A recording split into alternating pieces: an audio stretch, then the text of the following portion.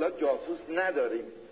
صدر اعظم ممالک محروسه جاسوس انگلیس است، وزیر دربار جاسوس نمسه، نایب سلطنه زنجلب جاسوس روس و گوش شیطانگر به خواست خدا خود ما این اواخر جاسوس نمره اول نیکسون دماغ و کیسینجری.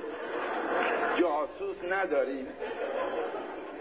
با صدای خفه از ته حلقوم عرض کرد قبل عالم دارید جان مثال خفه می‌فرمایید. مختصری شل فرمودیم نفسش پس نرود. سوال شد آن آخری آن دست پیر را از کجا در آوردی؟ عرض کرد دست پیر خیر قربان، دست پیر DIST یعنی ناپدید. دیگر خونمان به جوش آمده بود. در کمال غضب فرمودیم مادر به خطا حالا میدهیم بیضه هایت را DIPP فلان بهمان کنیم.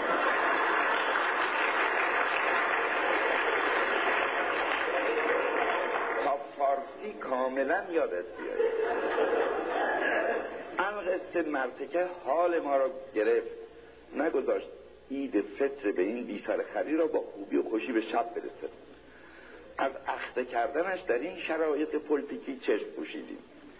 در عوض دستور فرمودیم میرزا طبیل شیرازی او را ببرد بنشاند وادار کند جلو هر کدام از آن کلمات منحوسه 1000 بار معنی فارسیش را به خط تعلیق شکسته مشق کند. دیدیم میرزا طبیل دهنش را پشت دستش قایم کرده میخندد. پرسیدیم چیست؟ عرض کرد قربان خاک پای جواهر سایت برم بشود. بر هر که بنگری به همین درد مبتلاست. ملا ابراهیم یزد خواستی، اسم اصلیش دکتر ابراهیم یزدیه. ملا ابراهیم یزد خواستی که این اطراف پیش نماز بود صلوات را سیل بیت میگفت و نصفش را به انگلیسی صادر میکرد. صلی علی محمد and all his family.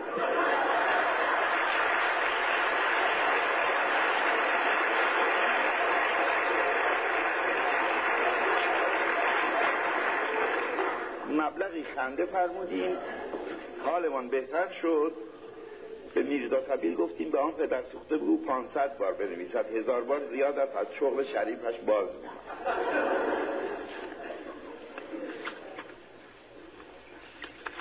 علت این که این تکه از این سفرنامه رو برای شما خوندم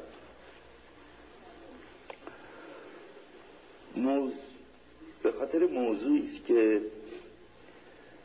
من واقعا گفتنش زبونمو میسوزونه و پنهان کردنش مغز استخونه.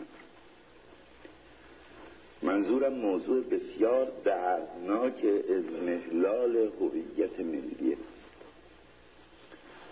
فرهنگ ایرانی و زبان مادری نسل دوم مهاجران، یعنی فرزندان شما، که فکر کردم چون فرصت بهتری پا نخواهد داد امشب محضر شما رو ضمناً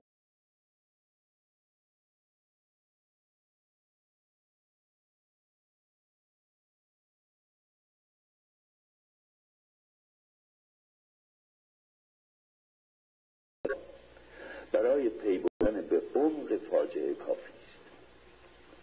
وجه غم‌انگیز این مشکل موقعی آشکارتر میشه که توجه کنیم زبان فارسی حتی در جریان ایلغارهای گوناگون و دراز مدت اعراب و مغول‌ها و ترک‌ها و ترکمن‌ها هرگز خم به ابرو نیافت و اقوام غیر فارس زبان محدوده جغرافیای ایران، مازندری، گیلک، آذربایجانی، لور، کرد، عرب، بلوچ، ترکمن، حتی کوچیدگان و کوچانیدگان ارمنی و آسوری، حتی آنهایی که به طور مستقیم زیر فشارهای حکومت مرکزی از سرودن و نوشتن به زبان بومی خود ممنوع بودند هم توانستند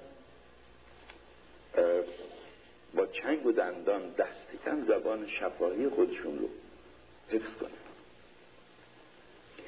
اما امروز متاسفانه باید بپذیریم و در کمال خجلت و سرشکستگی اعتراف کنیم که نسل دوم مهاجران دهه حاضر حتی زبان مادریشان را نمی‌دانند و اگر اقدام عاجلی صورت نگیرد با این سرعتی که بحران هویت گریبانگیر این نسل بیشناسنامه شده، ایران باید میلیون‌ها تن از این فرزندان خود را به کلی از دست رفته تلقی کند.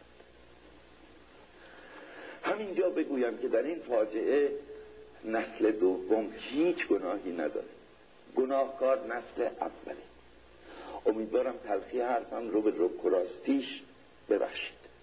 گناهکار اصلی پدرها و مادرها هستند که قبل از بچه ها باید فکری به حال هویتشون بکنن.